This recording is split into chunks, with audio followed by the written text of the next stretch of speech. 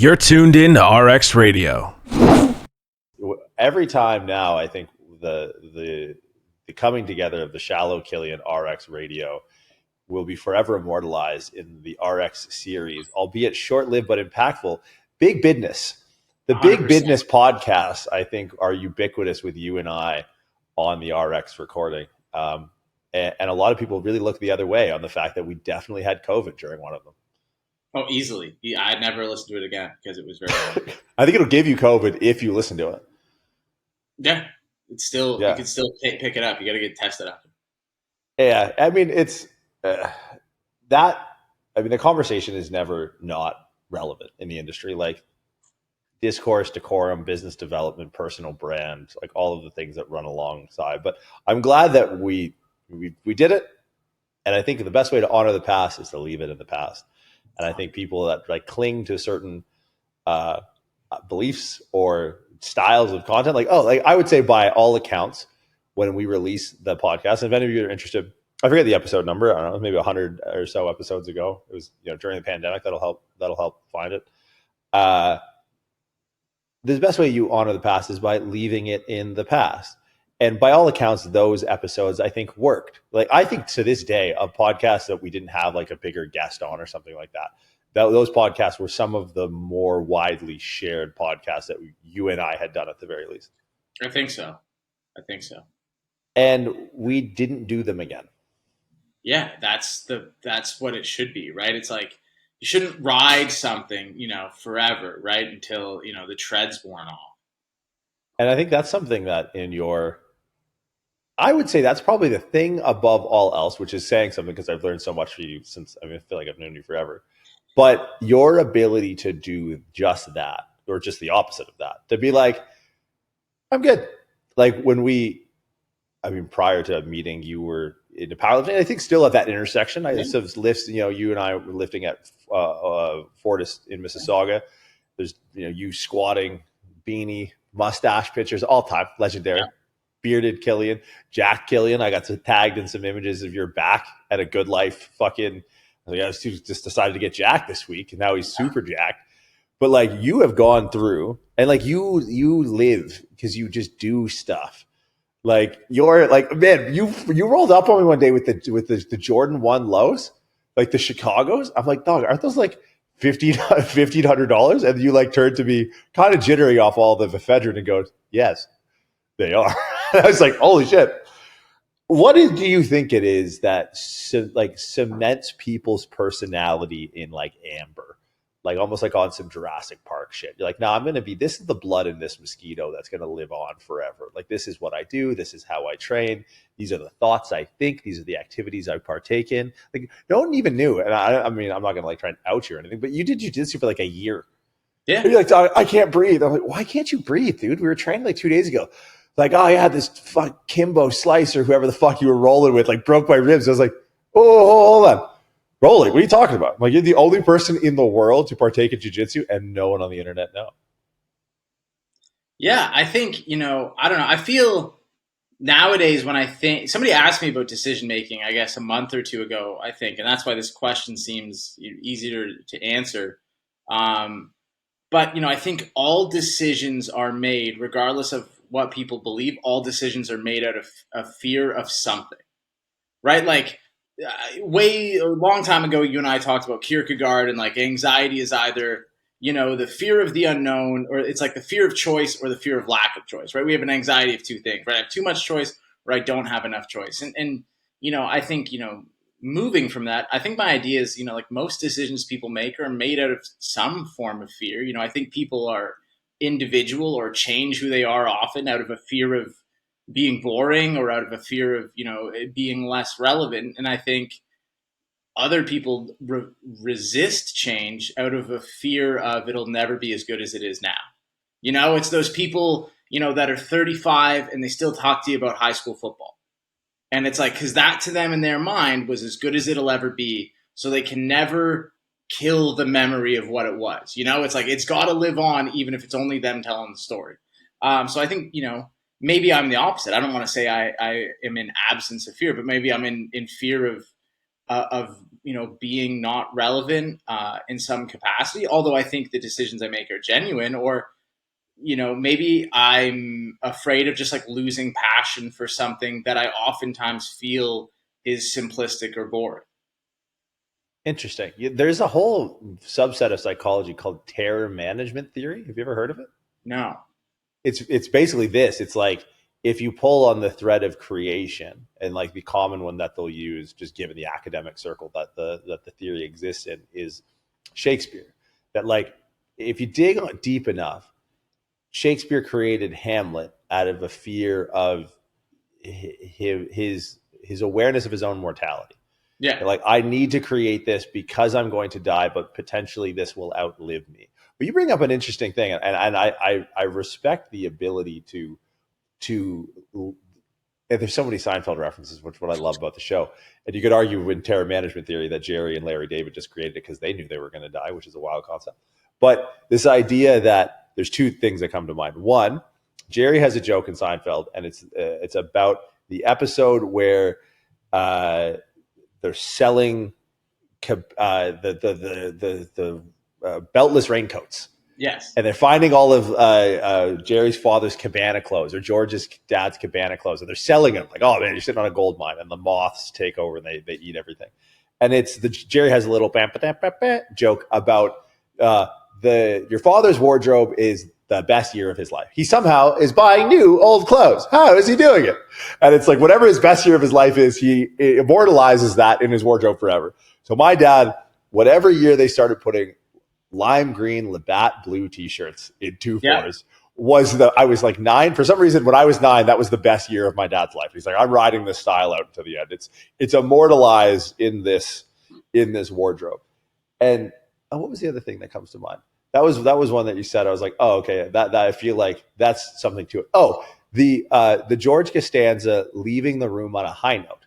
Yeah. Like your ability to switch gears. Cause like, I remember like thinking when you got into jiu-jitsu, like, oh fuck, dude, like this is dangerous. Like you're already a guy that like, if I had to like, hey man, as a group of guys are coming to fight me, like you are literally phone call number 1. Like you are agent 0.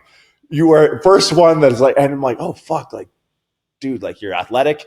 You learn things really quickly because I've seen you learn so many different things so quickly. I'm like, dude, Killian in jiu-jitsu is going to be a fucking problem. Like this is like, he could like, I literally had a thought, like Killian could go to the UFC. Like you were like 2 weeks ago, like, my rib kind of hurts. I don't know. I'll squat. I'm like, and you told me, I was like, oh, for fuck's sakes. All right. Like this guy's going to be, but your ability to gain an aptitude in something very, very quickly, to be disproportionately better at the skill than anyone along a similar chronological arc. But your ability to be like, okay, like the Costanza leave on a high note is baffling to me. I'm still trying to figure out lifting weights. I go into the gym and like, I'll lift until I shit blood. And then I go, oh, okay, I did it today. Yay. And then I'm like, I don't know, maybe I'll figure out a better way to do this tomorrow. But you're like, I don't know. Can you kind of, because the pictures behind you are fascinating to me. But it's like what are people missing and what are people missing out on? Because you're obviously consciously aware of this, and I think it speaks to your underlying draw, at least as this thought process overlaps slightly with your intersection with the industry. It's like for a long time, and I think still and rightfully so, you were the one that popularized skill acquisition. And if anyone out there thinks that they did, they can probably fuck their own hand and they owe you a debt of gratitude.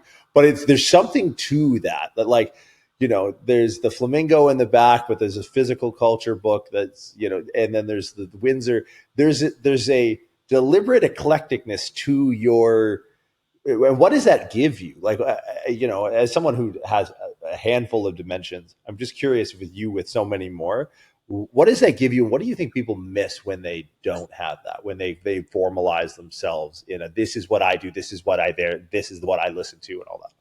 Yeah, I think, I actually had a conversation the other day about, and this is a different conversation, but I'll come back to the question you asked.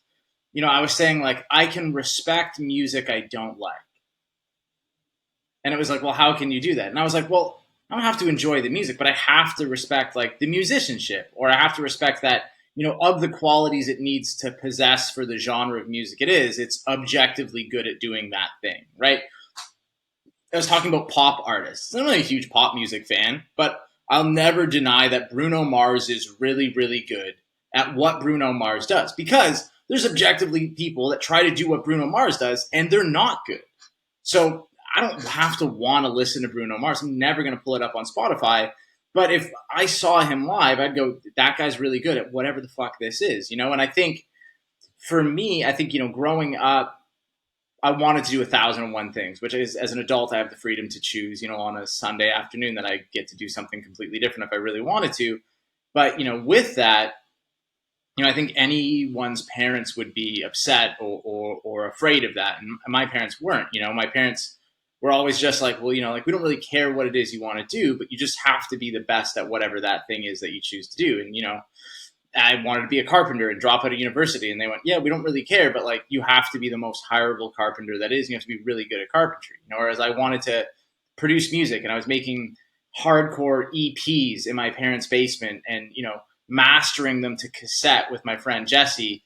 And my parents were like, well, is it objective? Like, the music sounds insane, but is it objectively good? Like, did you do a good job at recording it? And that's all they really cared about, So I think for me, there's an aspect, obviously, of nurture there where my parents were just like, well, whatever you choose to do, you have to be extremely good at it. And I think the other thing is, for me, I like things that allow me to be creative, number one. And I like things as well that allow me to be curious. In the minute I feel like I can no longer be curious about something, I'm very bored by it, and that doesn't mean I have to be the best in the world at it to get bored. It might just, even the theory of it makes sense. And I kind of am like, okay, I get it. If I worked hard at it long enough, like anyone, I'd be good at it. But like, there's nothing left to be curious about. And I think with our industry, or at least, strength and conditioning or physical culture, I think there's still so much to be curious about. It's still it's in its infancy. And I don't think people are willing to accept that, or people acknowledge that. So for me, of all the things I could learn, it's the one thing we haven't figured out yet. Every movie ever made is the same 3 stories that were written, that were all based on a story that was written in the Bible. So like, you can't make a new movie because you can't write a new story, because every story came from the Bible or one of those books. So it's like, well, that's not a curious medium anymore. Photography is one of those things where I love doing it. I still do it to this day. But after a while, you kind of hit a rhythm, and like, unless you're taking portraits of people, you're like, this is going to be the same rhythm all the time. I understand technically how a camera works. I can go out and take interesting photos, but there's nothing more for me to experiment with, at least to my interest level. Whereas with what we do, I don't think, we're even in an adolescent stage of what, I don't even want to call it fitness, but physical culture truly is. And I think, you and we kind of had this discussion earlier with Junta. It's like, I feel like I'm surrounded by a lot of people who think it's over. And I don't think they realize, like, they, kudos to them, props to them, all the respect for telling people it was over here, pointing at it. But like, I'm here now and I'm going to find, it's like somebody found water in the desert, but I'm going to sit there and I'm going to get all of it out of the earth, right? It's like, there will be blood. You found the oil, but I'm getting every last drop of it, is kind of how I feel, So I think that's really, in an insanely egotistical way, how I feel about it. Well, I think that there's a lot to dig in on that, just like getting to know you and how you are with your other interests. I remember specifically, and I probably told the story on the podcast, I was in Australia during early days of COVID. And I remember distinctly, I think I FaceTimed you, not realizing the time zone change, or maybe you were up at some crazy hour of the night and you were talking to me about a German film. And I was like, I was caffeinated. I was well awake. I was ready. I was walking into a gym a CrossFit space that I was using to train at during lockdown. And I couldn't for the life of me understand what the fuck you were talking about. But I think there's the thing about, looking at our industry and the conversation, you, Jay, and I had earlier, is people who think it's over don't know the history of it. And I think the thing, and even just looking at the photos and understanding the ones that I even recognize behind you, is you seem to be able to set a trajectory of curiosity and interest because I'm sure there's things that are interesting that you don't divulge in, like that you don't, or maybe indulge in might be a better way to word it. But what you get into, you seem to get into from its origin and take it up to modern day. And I feel like of the things that you have perpetually been into since I met you, there are things with deeper histories, or histories that you have the greatest amount of understanding in. Like you'll always be into philosophy, you'll always be into like seemingly literature and different forms of media, and everything that you're into. One of the defining factors that would decide whether or not someone is into something, in my opinion, and I use this as a proxy in our world all the time, is okay, what can you tell me about the history of this thing? Yeah. Like if I start saying names like Poliquin or Thibodeau, like real over the center of the plate stuff, and you don't know, you're probably someone who's acting as if you feel like it's all understood. Because one of the things that forebearers and predecessors, I think, offer you is a mile marker of how far we've come, but also a universality of things that are still true. And I think if you're able to create a coefficient between those two things of like, hey, this has stood the test of time for like 50, 60 years. This is a principle. This is gold. I can still hang my hat on this. But also like, man, this really smart person who abided by this principle also abided by this stuff over here, which has been disproven. It's like, wow, how can that come, this one thing exist, last this test of time, while the exact same source of this information also thought this other thing that has completely been disproven, and you might be laughed out of gyms or weight rooms the world over if you partake. Like that to me is where, when I run into people who act as if the curiosity is dead and that there's no inquisition about progress or innovation, those are always the people who don't understand the history of it. Yeah. I think a big part of it too, like you said, like understanding the history and what I agree with all of it, but the idea of, it confirms what is true. I think you need that in order to be creative. Like I need to know where the lines are, right? In order to cross them in a way. It's like, Picasso was an incredible artist doing, impressionistic work and slice of life work and portraiture. And he drew this tiny picture of Jesus when he was like 12 years old that no one will ever do a better, pencil drawing of the crucifixion than Picasso did. And then he drew like an insane cubist thing that you can't really understand as a person. But if you step 3 feet back from it, you're like, oh, that's a woman laying on a bed and there's a giant minotaur over top of her. And you're like, oh, 3 inches away, it's nothing. 5 feet away, it's a woman. 12 feet away, it's a woman and a minotaur in a bed and all these other things. And I think, in order to be, creative on the fringes of creativity or abstract, you also have to fucking be really good at the basics, dude, or else it's a mess. Like Jackson Pollock, one of the most insane abstract artists of all time, his work is going to hang in every museum in the world because it's objectively really good at being abstract, because it still follows like a rule to the chaos that it is. You can't just go in the gym and, dude, you and I talk about it all the time, you can't just go in the gym and make stuff up and it still is deemed creative, even if it's abstract. But then you have people go in and do creative or more abstract things, and you look at it and you go, no, I get it. That obviously does something over there. Like Schless, our buddy Schless.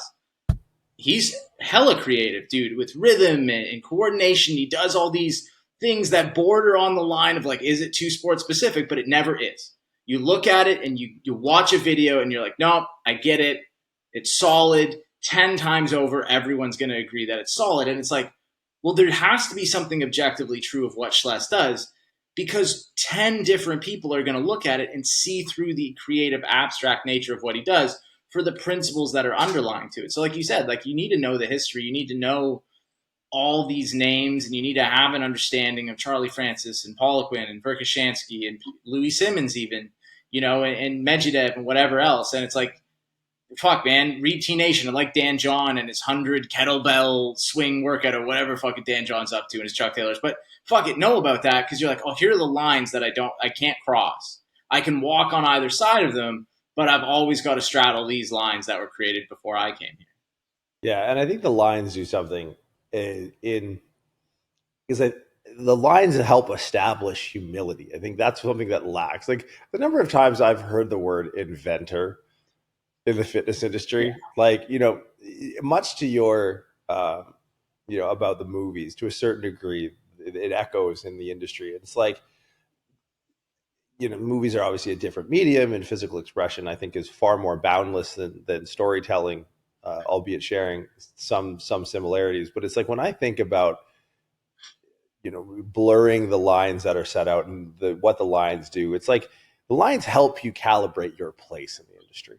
And what blows me away is the people that you listed: Dan John, Poliquin, Tibbs, Verkashansky et al., and even Schless, and like, know your modern day history as well, because I think they'll be in 15 or 20 years, guys that we look up to now that are current in the industry will be these historical figureheads as the industry progresses, and knowing what they're doing and how they're redrawing the lines that exist in respect to their existence and where they're placed, I think is you can't deem to be an inventor of the line itself. Yeah. Which like blows me away, because there's a skipping of the cue and a bestowment of the creativity crown on your own head. Like, oh, I invented this. And it's like, no, dude, you didn't. And like, the number of people who I think the people that lack the most amount of creativity, the cardinal sign for that to me is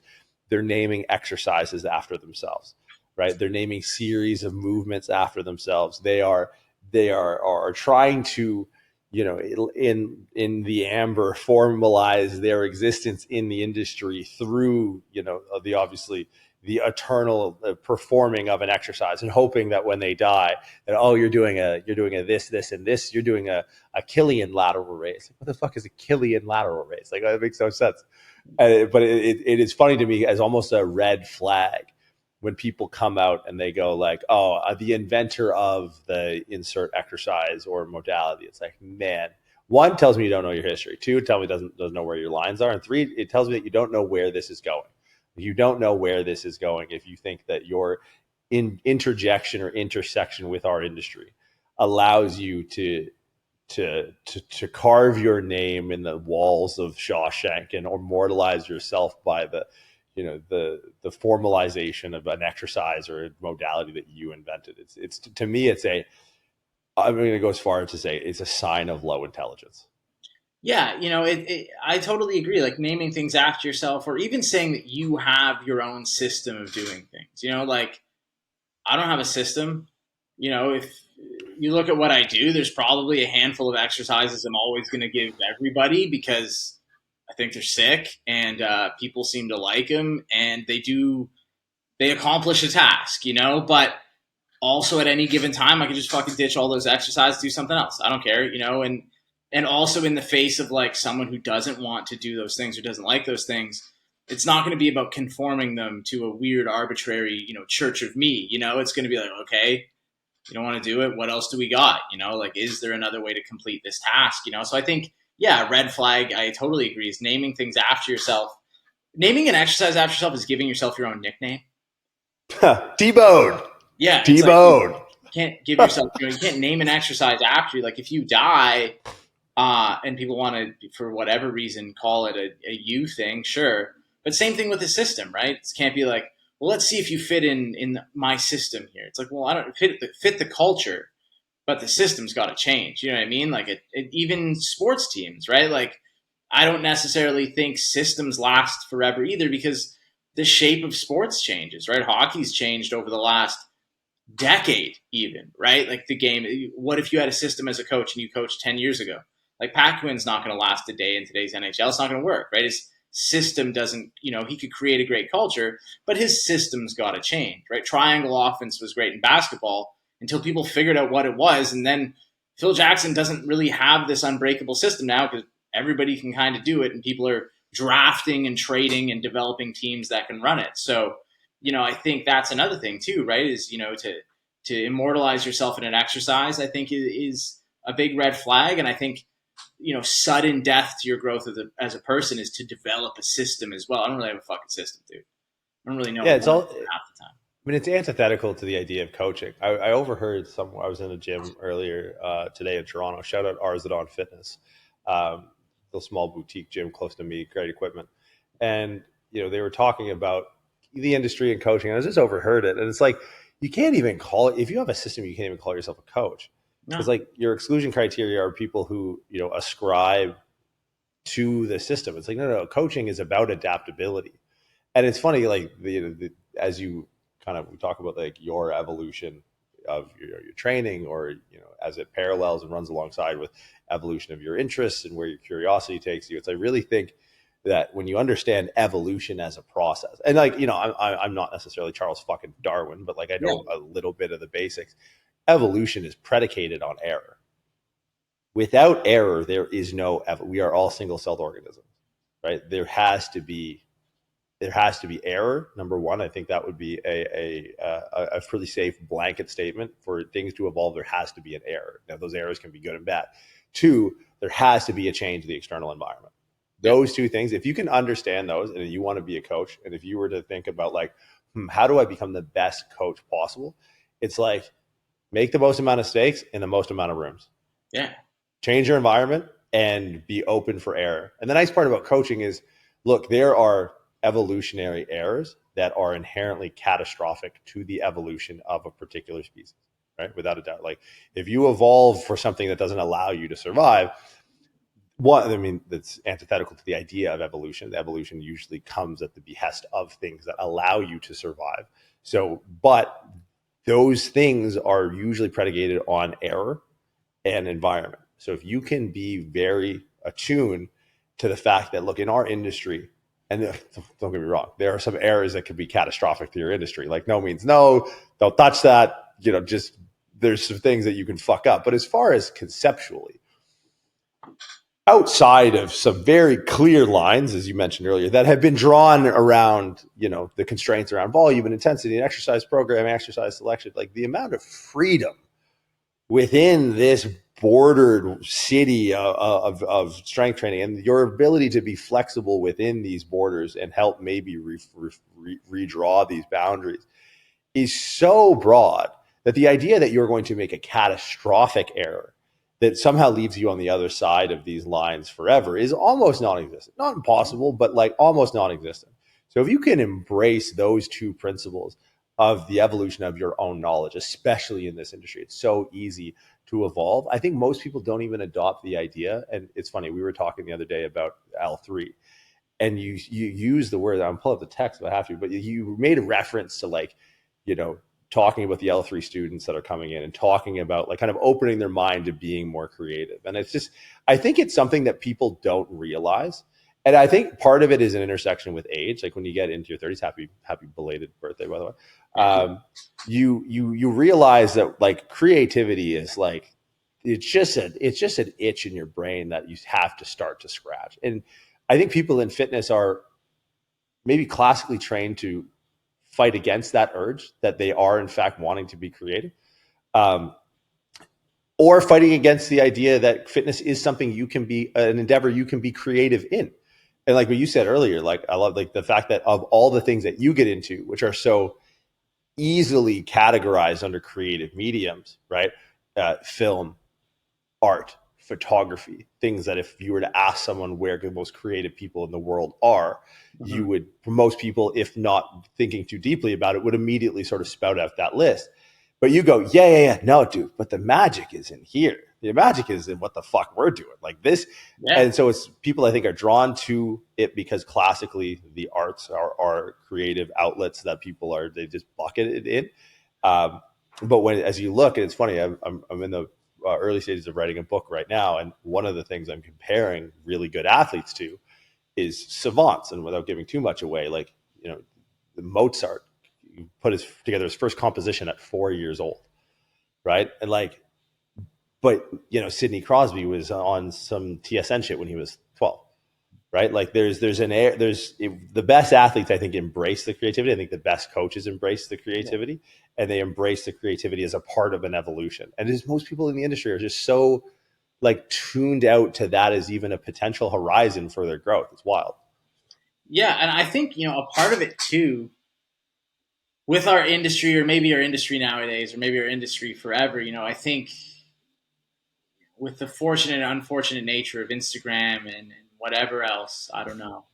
But I think there's, a disproportionate expectation for external versus internal gratification or gratitude even for what you do, like not even gratification. Like, yeah, obviously it's sick for people to like your post or say you look shredded or you're fast or whatever it might be, whatever it is you're looking for from other people, And I think because of those things, I think creativity gets lost because the most creative people aren't looking for acceptance from others, right? They're looking to do something for themselves, right? To come to some kind of conclusion within themselves of what is valuable to them. But people who are looking for the gratification of others, the gratitude of others, they're not being creative. They're trying to follow the rules they heard somebody else describe because that's what's going to get other people to take notice or to appreciate what they do, right? Like if you want someone to say you dress really cool, you're going to dress like the way people have said cool people dress because you're like, this fucking guy is cool. These clothes are cool. If I wear these clothes, people will think I am cool as well, right? That's an external gratification loop. It's not an internal gratification loop. An internal gratification loop would be this fucking hat is hilarious. It says natural selection's got a cheetah on it. By the way, shout out brother LA. Shout out my boy Devin from Boston for putting me onto them. But I bought this hat because it's sick. And I was like, I like the cheetah. I like natural selection. It kind of goes with a lot of the stuff even that, you and I are talking about. But I think that's also a large part of it too. Like maybe in my 20s, I was about dressing how other people dressed and doing what I heard were the things you needed to do for other people to take notice or to appreciate it. But I'm into internal gratification and internal gratitude now. And it's not even to be like weird and hippie about it, but it's like I'm in it for when I'm in the gym doing something fucking insane. And I'm like, yo, this feels sick.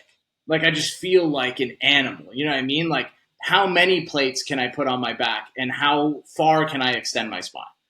That's not something I'm recommending, but it feels sick that I can do it, or like, what is in it? How many impulses can I do? Can I break this handle in half if I do it hard enough at croqueta? Like those are things I'm looking for from myself, and half the time I do insane shit. I don't even tape it or I don't even record it because I'm like, I don't even know if it's going to work. And I go do something and I'm like, shit, I got to do that again. Fuck, like that sucked. But also the internal gratitude to myself of like, I haven't quit this industry. I can still do cool shit. And like, I can still do something that like feels like an accomplishment at some level. I played sports and I didn't go anywhere with it. I did powerlifting. I was never the strongest. And, I've been in this industry for over a decade, man. And it's like, I'm not looking for shit from other people. I don't give a fuck. If I wanted shit from other people, I'd do fucking hip thrusts and lengthened bicep partials or whatever else, but it's like, I'm here to do shit that feels cool. And I'm not really concerned if somebody wants to, hit me up and say it's dumb, So I think it's to your point. Like, I think creativity comes from an acceptance of looking for internal gratification versus external gratification. I don't know if that makes sense.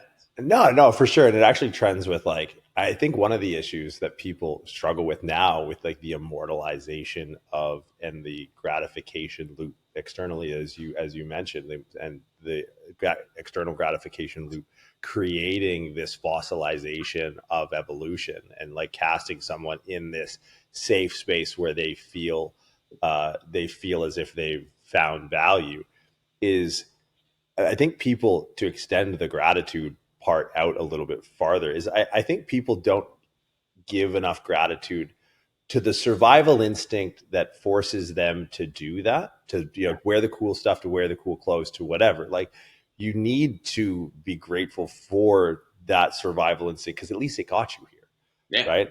So I think it's when you recognize that, and this is something that whoever's listening, if anyone's listening, and you're at a point where you're like, oh, I don't really know if I want to try new things. It's like, if you don't demonize yourself for that, it becomes way easier to let it go. And I think a lot of people look at that and go, oh, I want to try new things, but I'm afraid. It's like, if you give gratitude for that very fact that you go, oh, you know why that you're afraid of this?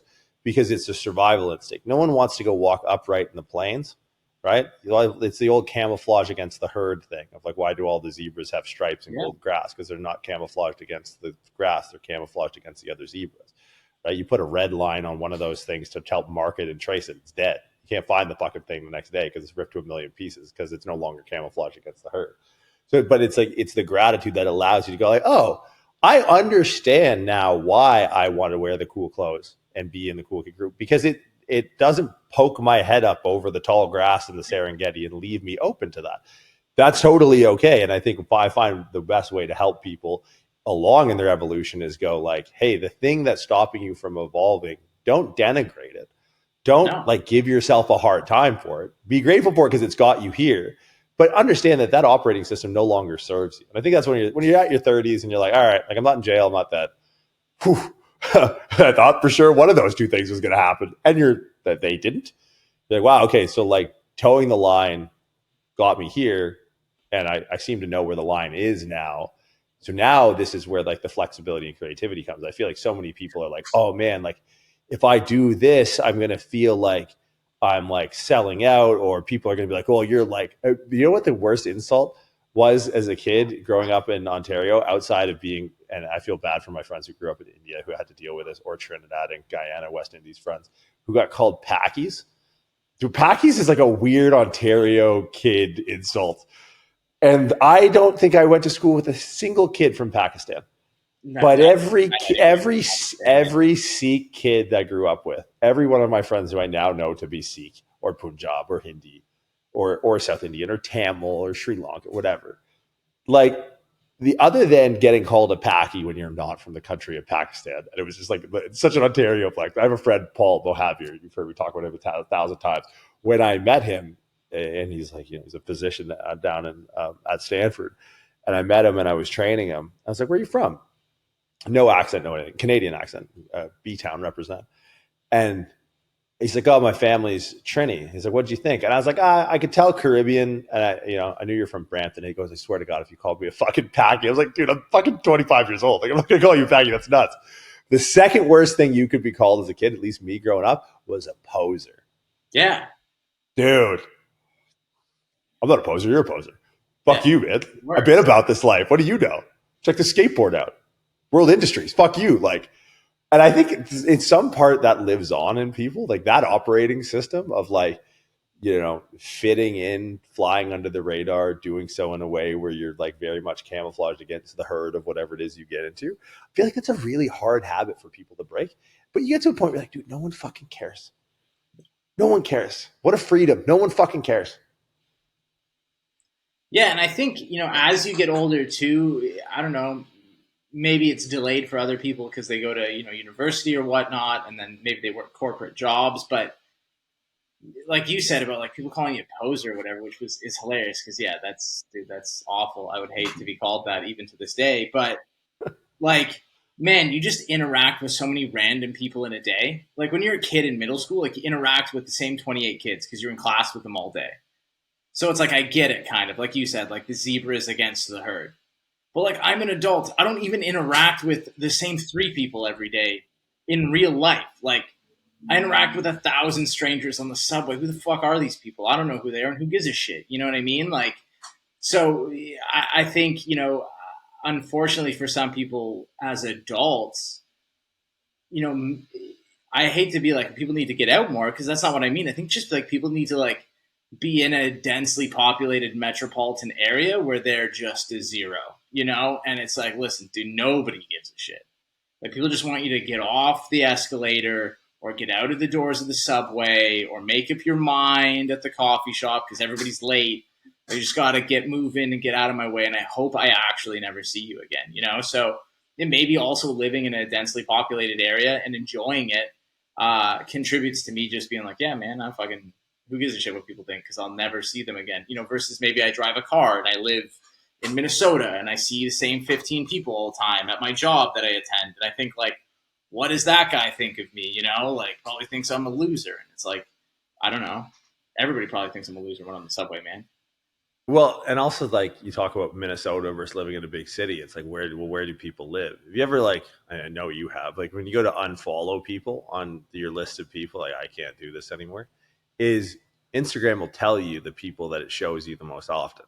Yeah. And it's like, whether it's your 15 people in rural Twin Cities, Minnesota, or it's the same 15 people on your phone, there's like a bias that comes to your perception of people watching you because of you getting dose and frequency of you watching other people, right? There's a direct correlation between like how much screen time people have or partake in, and their fear of their own ability to evolve. It's like you've created a a a, a, a lens in which to look at the world that is not in touch with reality.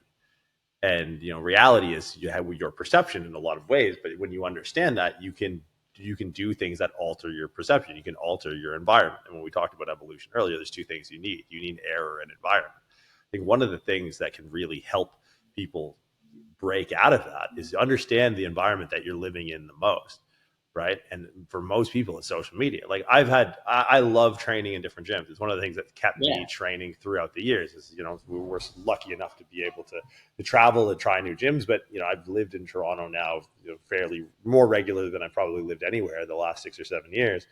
And even now, I'm like, I'll go to this gym on this day or this gym or train with this guy. And because a lot of times, like you said, it's not really about that external gratification anymore. Like, I'm going to go train at Liberty Good Life tomorrow. It's like, well, anyone who knows Liberty Village and knows the Good Life, it's not the best. I definitely have better options, but I get to train with Mike Hunter, who's the owner of Antler Restaurant, one of my favorite restaurants. So the validation, well, oh, bro, like you're not going to get a good leg day. Or you're not going to get, do they have a hack squat? What's the resistance profile? I'm like, Doug, I get to train with like one of the coolest chefs in the world. Yeah. Like Michelin mention on Rogan, sick dude, family man, son's a giant hockey player. Like that's the internal gratification that you were talking about. And is it going to be ripe with error? Yeah, absolutely. It's going to be fucking Good Life Fitness in Liberty Village. Are you joking me? Anyone in Toronto right now, it's like, ooh, is it going to be a changed environment? Absolutely. Will I be a different person walking out of that gym than I was walking into that gym in the ways that matter to me now? With those two things present, without a doubt. Yeah. And I think that's where, like, if you want to talk about longevity, that's what's kept me in the space is those two things, is the openness to error and the ability to change environment. And then what's going to help drive progress long-term is just staying in it. I mean, everyone kind of knows that inherently, but they don't really understand the nuances of compliance over time. Like one of the things, and if people have sort of followed you, on social media since you've been more active, 5, 6, 7 years ago, and seen or known you personally is probably a better vector for this. It's like seeing your ability to go like, I'm going to try this. I'm going to try this. There's a point during COVID where you got a guitar. And I was like, oh, yeah. And I've been to the point now where it's just like, I don't know, what's he going to do next? Does he know? I don't think so. And it like keeps me interested. And then I'm like, I'm going to pick my guitar up again. But it's like, stuff like that. There's an intrinsic link to continual interest and compliance that comes outside of like, well, it just has to be enjoyable. It's like, really? Does it? Is that what it takes to be to do something long term? I think you hit the nail on the head earlier with like, no, it has to allow something. It has to be creative, and it has to allow for curiosity. And I think that's what drives consistency. That's what drives longevity. Like when you go like, oh, I'm going to see if I can do this thing, and like I'm not going to film it in case I fuck it up first. It's like your ability to go through that discovery day in and day out. That's going to keep you in the gym way longer than like, well, she really likes to do the kettlebell swings. And it's like, trust me, that's going to fade. Because I know that. I like, I sometimes think to myself when I drive to the gym, like, what am I doing today? Shoulders and arms. Like, how many fucking shoulders and arms days I've done? Dude, yeah. We could do the math on it. It's like how mundane a task that would be if that's what I was going into the gym for. But if it's a new gym with a different person, now it might not be the best shoulders and arms. There's going to be errors in the exercises, equipment availability. And, I'm not going to use the O word because I just detest it at this point in the conversations that stem off of it. But what is going to be a great takeaway is that it's going to pose those two criteria of evolution that are going to keep me coming back.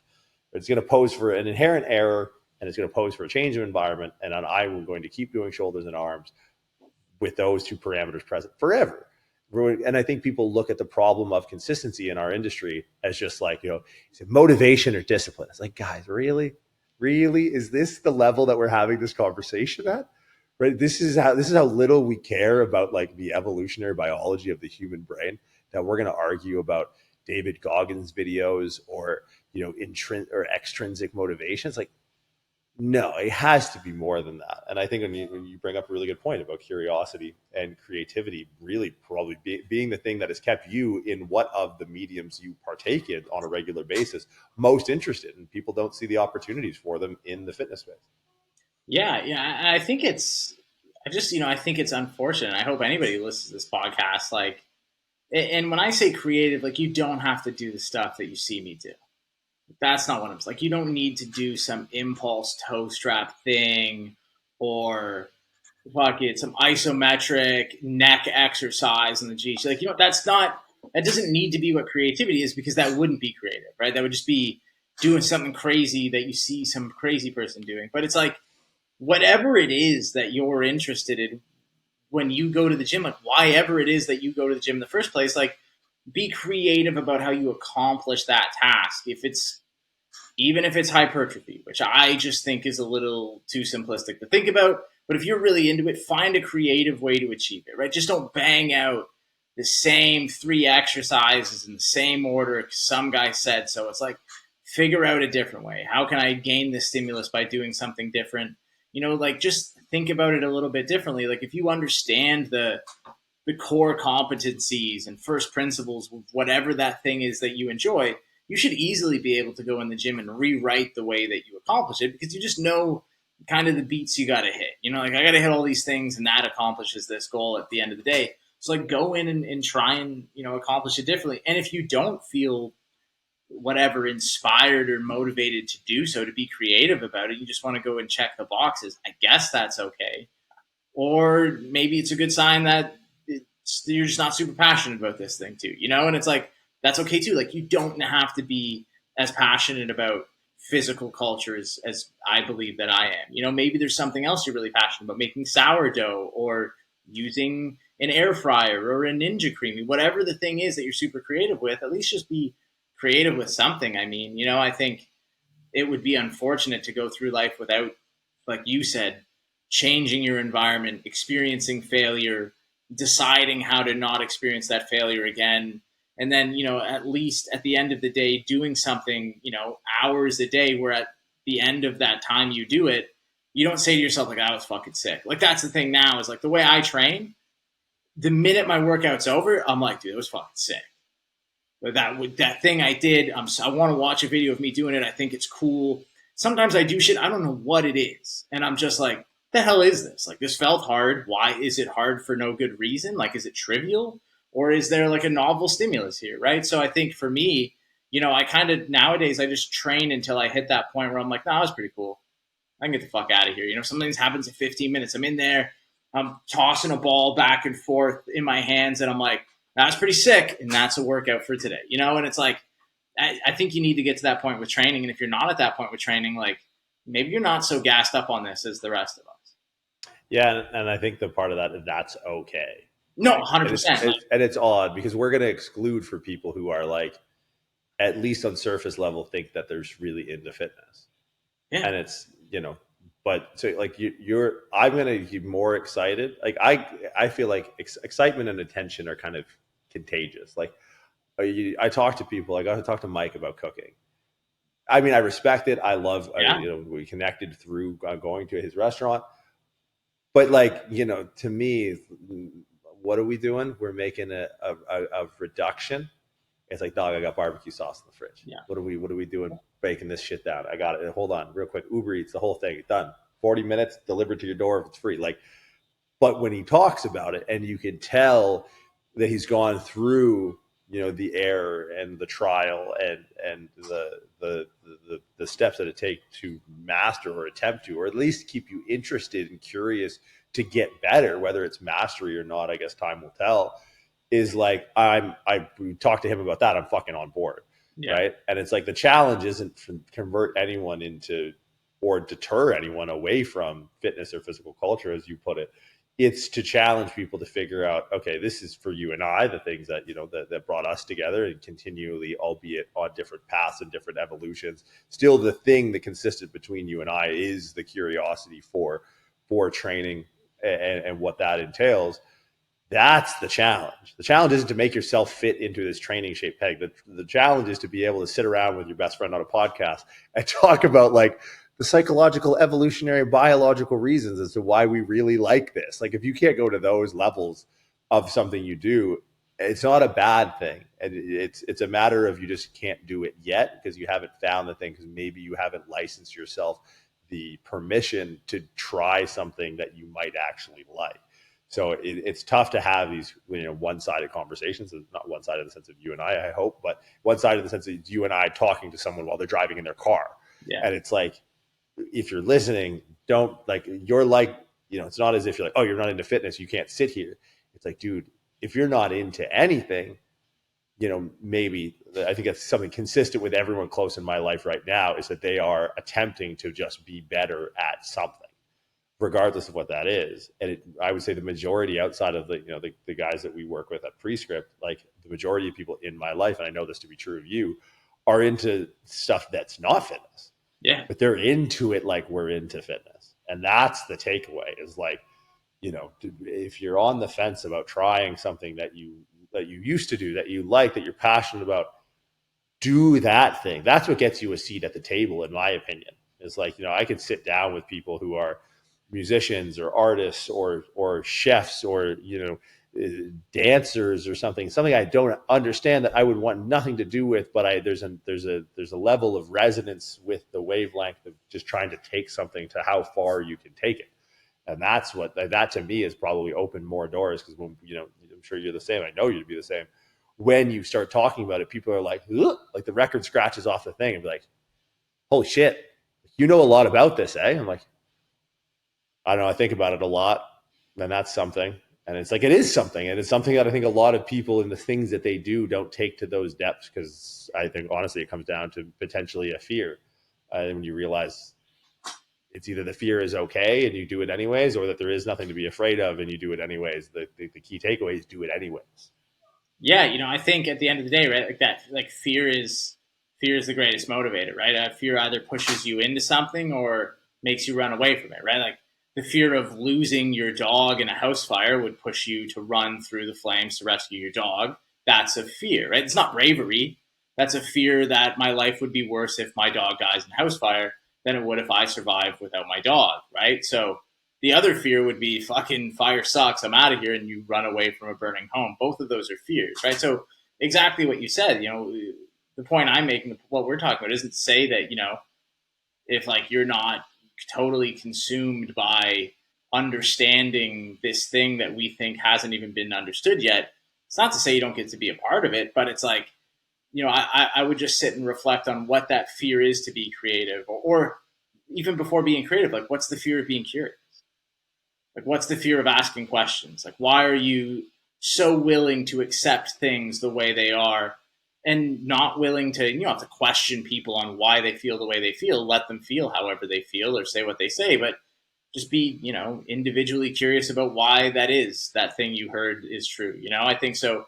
That fear should either be, a motivator to understand more about this. I'm afraid I don't know enough, so I want to investigate more, or I'm afraid this isn't right for me. And maybe it pushes you through the doorway of something that you're way more into, right? Maybe the fear of not enjoying fitness pushes you through the doorway of becoming a fitness photographer. And you're like, well, I'm close to it, but I'm way more into videography than I am lifting. Or maybe it pushes you into graphic design because you're like, I like making posts because I like playing on Canva. I don't really like working out to give myself content to make a post. Whatever it might be, like find an avenue to not even yet be curious about, or sorry, not even yet be creative about. Find something that at least makes you curious. So I think in the essence of the Killian Hamilton ethos, we'll end it on a high note with that. Yeah, and it's like, and I think this is completely unscripted, as everything we ever do. This is completely unplanned. We hit record mid-sentence on something that you were talking about. We're like, I will just figure it out. And this is a conversation that we'll never have again. 100%. All right, man, I appreciate you coming back. Obviously, we'll see you at the very least in a couple weeks at L3, but we'll try and get back on and reconnect on this again. So, ladies and gentlemen, Killian Hamilton. Thank you.